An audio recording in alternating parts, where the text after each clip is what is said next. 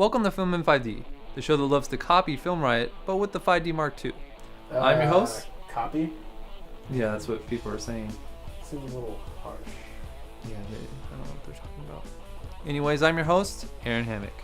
This week, we address the rolling shutter and recording limit issues that plague many HDSLRs.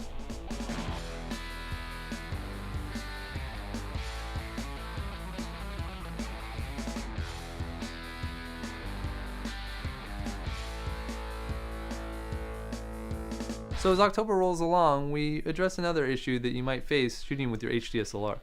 If you plan on shooting an action film or going handheld with your DSLR, one issue that you're sure to face is rolling shutter. Referred to as the jello effect by many, rolling shutter distorts lines that should be straight when the camera is moved quickly. This also occurs with objects that are moving quickly through the frame, like a bus or a fast-moving subject.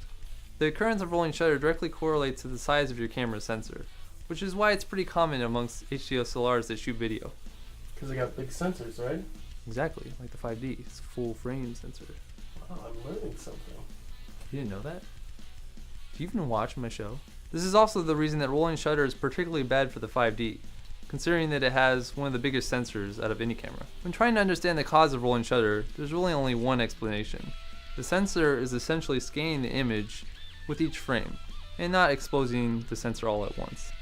This is why rolling shutter can get pretty bad with the 5D, since with the full frame sensor it takes longer to scan the image. Unfortunately, the sensor has to work this way when shooting video, in order to create natural motion blur. However, there's a solution to fix the effects of rolling shutter in post, using the plugins that come with After Effects. Would you call it a final solution? Oh no, it's pretty hard. I wouldn't call it the final solution. You can check out a tutorial by Mike Hewitt over on Vimeo. However, this method only fixes rolling shutter caused by camera movements. If you're looking to fix rolling shutter issues caused by something like a fast-moving car, you should use a plugin for After Effects, which is ironically enough called Rolling Shutter, from the Foundry, and you can find it right here. It's more flexible and faster to use, but costs a pretty penny. Next, we'll discuss another limitation of HDSLRs, but first, another Behind the Frames segment.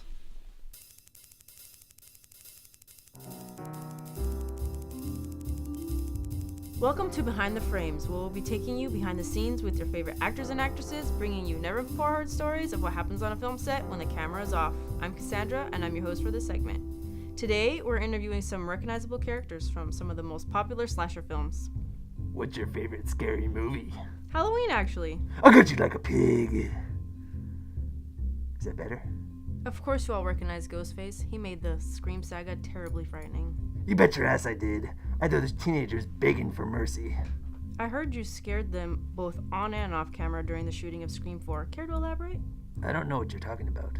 Well, I read an article about the young actors and actresses being scared by your mask during production. Look, lady, I didn't scare anybody that I didn't also rip to shreds.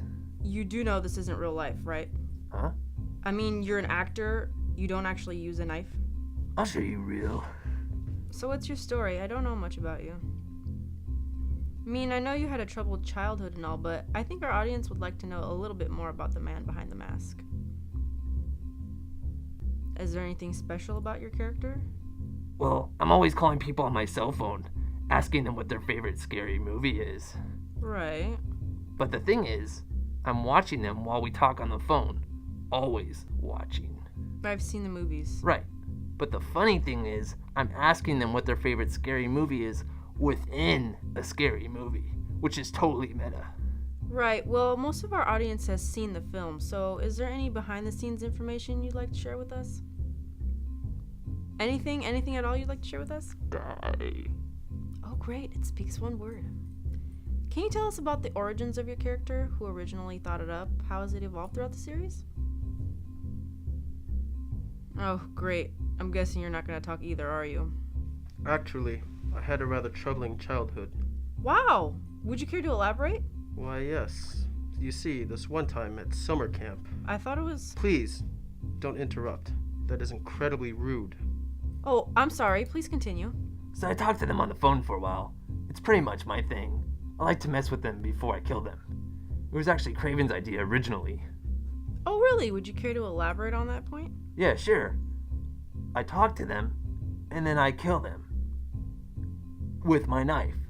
So it was the director Wes Craven's idea for your character to do this. Huh? That is what you meant, isn't it? What character? What are you even talking about? Is there anything else you'd like to add? Die. You said that already? Die. Die. Well, that's it for this week's Behind the Frames segment. Hopefully next time we can get you an actual in-depth look behind the scenes. But until then, I'm sorry, was there something you'd like to add?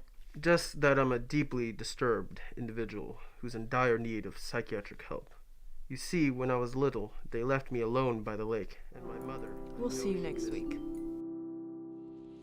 Another limitation that you'll likely run into with your DSLR, especially if you have a 5D, is the recording limit. The 5D records video at about 35 megabytes per second at the highest quality, and the continuous recording limit is 4 gigabytes. This means that if you're recording at the highest quality, the camera will automatically stop itself at around 12 minutes. This can be a pretty significant obstacle to overcome if you're using your DSLR to record live events. However, many independent filmmakers don't view this as a concern, because rarely do you do shots that last longer than 12 minutes. Like that, tire movie?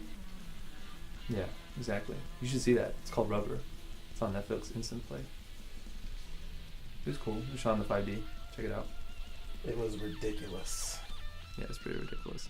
Unlike the other pitfalls we've discussed, this one doesn't have the most ideal solution. While it is currently impossible to get a true continuous recording with the 5D, the Magic Lantern firmware is capable of restarting the recording process with about 2 to 3 seconds delay. The thing is, Canon put the 4 GB limit on purpose so that the sensor doesn't overheat. Also, the buffer on your compact flash needs to be cleared between recordings. This is why I don't see any legitimate workarounds for this issue. Okay, wait. I just thought of something. What? You take another 5D and you tape it together. Dude, that would work. Dude, why didn't I think of that? I know, right? I was trying to think of like all the solutions and I was like, dude, there's nothing. But tape Yeah. 2 5Ds, like that would be perfect. Then you can do 3D. Yeah. And 3D's awesome. Yeah. If you need a camera that can record hours at a time, you might want to look into getting another camera, one that records to hard drives or tape. But that's it for this week. If you'd like, you can follow me on Twitter at www.twitter.com/AaronHammock, and we'll be back next week with our first short film. Dude, I just had a crazy thought. So right now, we're like time traveling. Like you're gonna like look at this in post, and you're gonna be like, dude, what is Colton saying? And that Colton doesn't even exist anymore. Dude, where are you going?